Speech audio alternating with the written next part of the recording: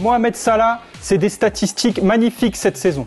22 buts en Première Ligue, 8 buts en Ligue des Champions. Alors certes, ce ne sont pas les stats de Karim Benzema, mais néanmoins, Mohamed Salah, c'est un joueur capable de marquer face aux gros. On l'a vu marquer face à Manchester United, face à Chelsea, face à l'Inter Milan. Mohamed Salah, c'est aussi un joueur qui marque dans le meilleur championnat du monde.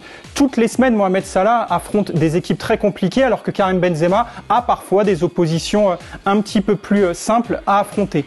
En plus, Mohamed Salah ne joue pas dans une position d'avant-centre. Mohamed Salah, c'est un ailier droit. Même s'il a une présence dans la surface, il n'est pas tout le temps devant le but comme un Karim Benzema. Alors marquer 30 buts, toutes compétitions confondues, avec Liverpool cette saison, c'est pas un mince exploit. Les stats le prouvent cette saison, même si Mohamed Salah a également ses jolies stats. Mais si on prend les stats du Madrilène, c'est 27 buts en Liga, 15 en Ligue des Champions. On peut y rajouter aussi les passes décisives, 12 en Liga et 2 en Ligue des Champions. Alors on est sur l'efficacité, 15 buts, je l'ai dit, pour Karim Benzema en Ligue des Champions.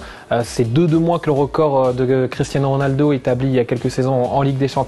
Donc il est pas loin, l'attaquant du Real Madrid, d'aller chercher l'ami Cristiano Ronaldo.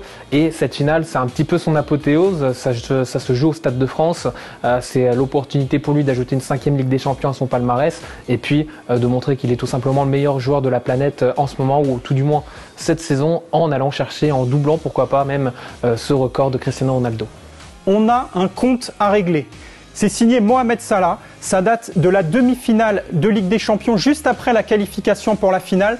Mohamed Salah a été clair. Il voulait affronter le Real Madrid. Il a une revanche à prendre et il va arriver comme un mort de faim dans cette confrontation. Donc forcément, il va vouloir porter son équipe. Mohamed Salah, on se souvient de la dernière finale face au Real Madrid en 2018. Il avait été blessé par Sergio Ramos, sorti blessé dès les premières minutes. Ça lui avait laissé un goût très amer et il a envie de prendre cette revanche aujourd'hui.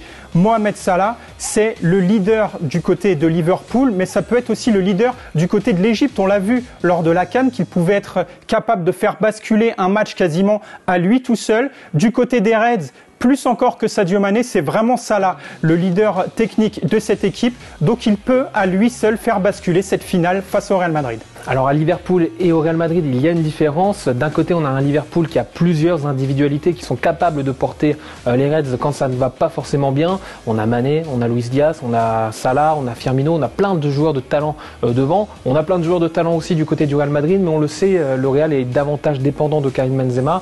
La preuve, cette saison en Ligue des Champions, l'attaquant KB9 a marqué des triplés, a réalisé des passes décisives dans tous les sens. On le sait, davantage dépendant sur Real Madrid de Karim Benzema plutôt que Liverpool. Donc il y a une véritable influence de Karim Benzema et c'est davantage donc Karim Benzema qui devrait et qui a porté donc son équipe cette saison plutôt que Mohamed Salah.